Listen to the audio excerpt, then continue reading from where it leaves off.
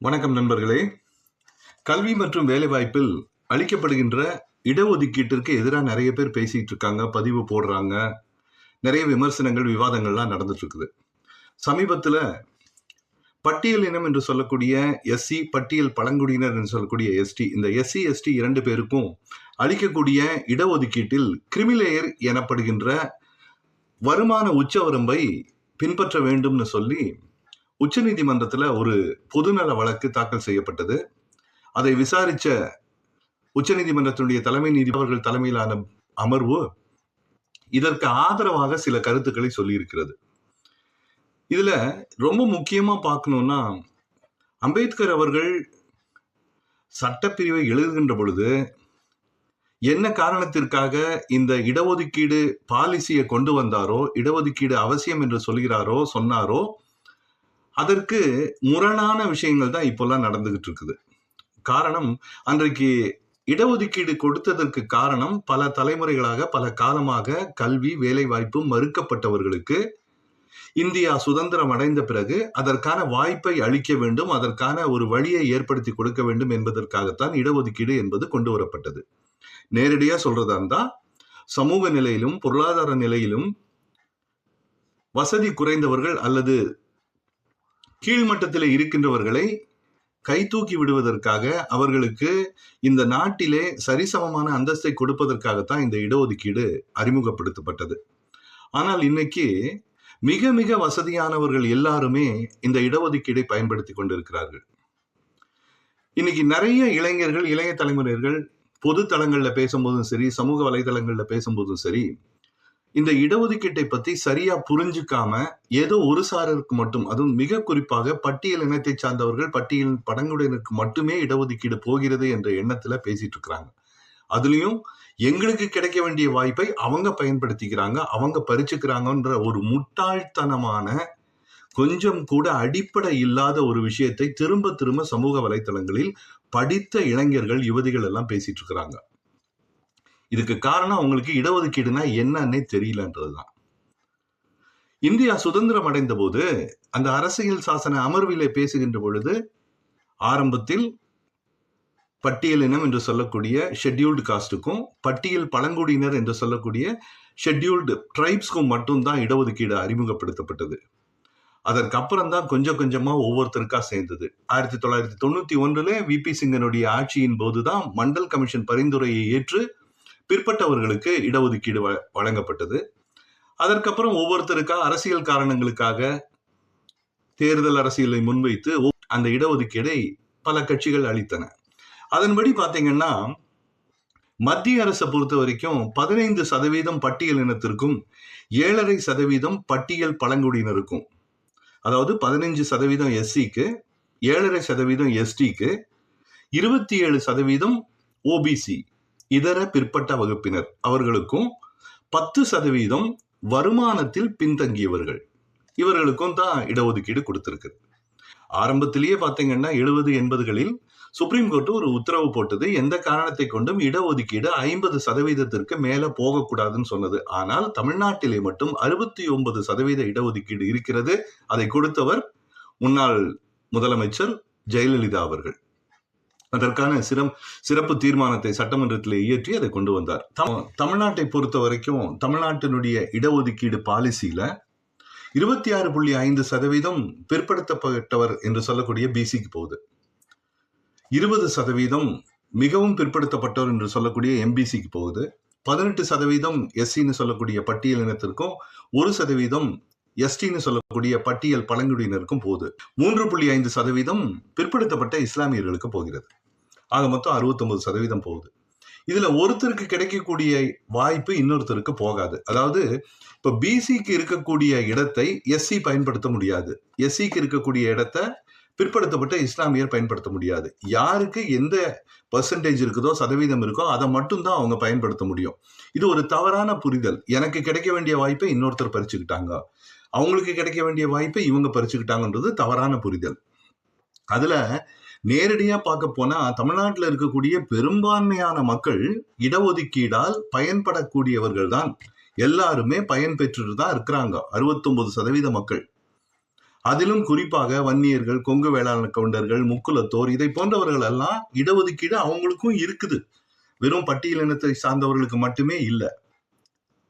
ஆனால் இந்த பொது பிரிவுன்னு சொல்றோம் இல்லையா, அந்த பொது பிரிவுல மட்டும்தான் இந்த 69% போக மிச்சம் இருக்கக்கூடிய 31% பொது பிரிவுல தகுதியின் அடிப்படையில அவங்களுடைய மார்க்கு அல்லது தகுதியினுடைய அடிப்படையில அவர்களுக்கு வேலையிலும் கல்வியிலும் வாய்ப்புகள் கிடைக்கிறது.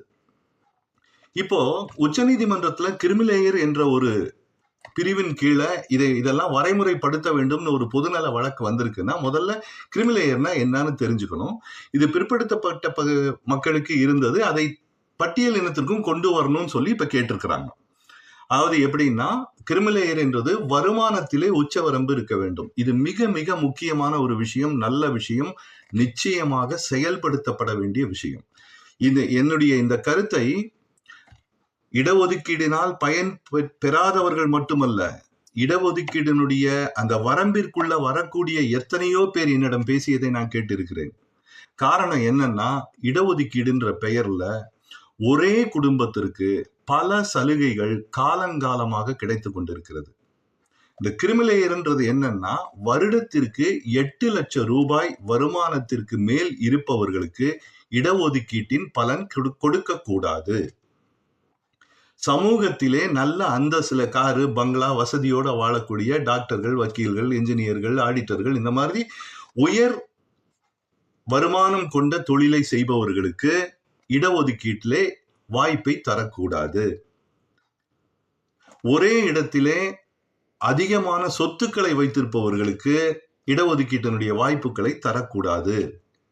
அரசாங்கத்துல IAS, IPS இந்த மாதிரி உயர் பதவிகளிலே இருப்பவர்களுக்கு இடஒதுக்கீட்டினுடைய வாய்ப்பை தரக்கூடாது அப்படின்னு சொல்றதுதான் இந்த கிரிமிலேயர்னு சொல்லக்கூடியது. இந்த கிரிமிலேயர்னது அது வருமான உச்சவரம்பு, அந்தஸ்து உச்சவரம்பை நிர்ணயிக்கக்கூடிய ஒரு சீலிங்.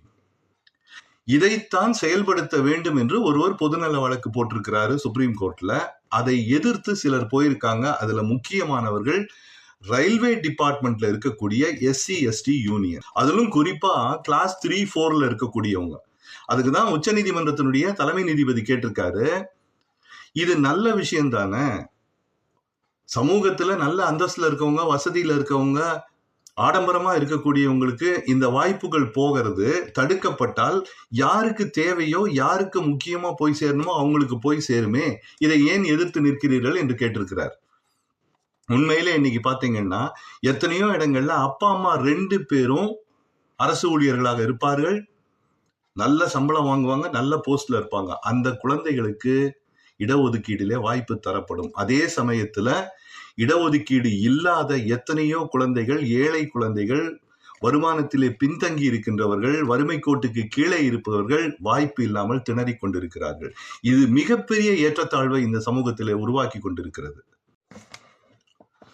தமிழ்நாட்டை பொறுத்தவரை கிட்டத்தட்ட 180 ஜாதிகள் பிற்படுத்தப்பட்டோர், மிகவும் பிற்படுத்தப்பட்டோர் என்ற இனத்திற்குள் வருகிறார்கள். 27 ஜாதிகள் பட்டியல் இனம் என்று சொல்லக்கூடிய SCக்கு கீழே வருது. பல ஜாதிகள் மற்ற மாநிலங்களிலே உயர் ஜாதிகளாக இருக்கின்றவர்கள் இங்கே பிற்படுத்தப்பட்டவர் பட்டியலே வருகிறார்கள். பொருளாதாரத்திலும் சரி, சமூக அந்தஸ்திலும் சரி உயர்ந்தவர்கள் இங்கே பிற்படுத்தப்பட்டவர்கள் என்ற பட்டியலிலே வந்து கொண்டு அதற்கான சலுகைகளை அனுபவிக்கிறார்கள்.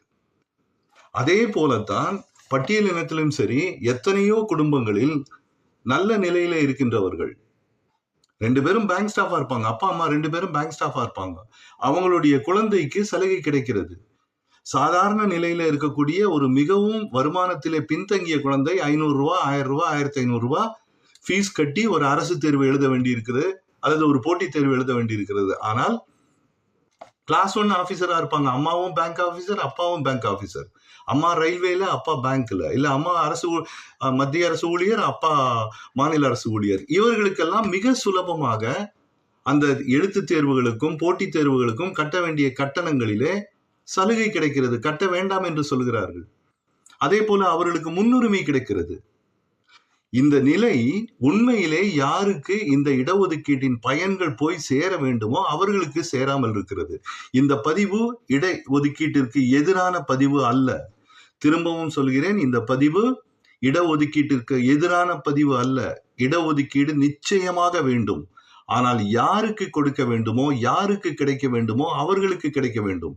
அது பட்டியல் இனமாக இருந்தாலும் சரி, பிற்பட்டவர்களாக இருந்தாலும் சரி, மிகவும் பிற்பட்டவர்களாக இருந்தாலும் சரி, பிற்பட்ட இஸ்லாமியராக இருந்தாலும் சரி, யாராக இருந்தாலும் சரி, அந்த பிரிவிலே வருமானத்திலே குறைந்தவர்கள், வறுமை கோட்டிற்கு கீழே இருக்கின்றவர்கள், போதிய வருமானமும் அந்தஸ்தும் இல்லாமல் இருப்பவர்களுக்கு மட்டும்தான் இந்த இடஒதுக்கீடு போய் சேர வேண்டும் என்பதிலே நாம் தெளிவாக இருக்க வேண்டும். காரணம், இந்த குரங்கு அப்பத்தை பங்கிட்ட மாதிரி, சின்ன வயசுல நம்ம எல்லாம் படிச்சிருக்கோம், குரங்கு அப்பத்தை பங்கிட்ட மாதிரி இவங்களை கொஞ்சம் தூக்கி அவங்களை இறக்கி, அவங்களை கொஞ்சம் தூக்கி இவங்களை இறக்கி, இந்த ஏற்றத்தாழ்வுகளை அப்படியே மெயின்டைன் பண்ணும் நிலை இனியும் இந்த சமூகத்தில் இருக்கக்கூடாது.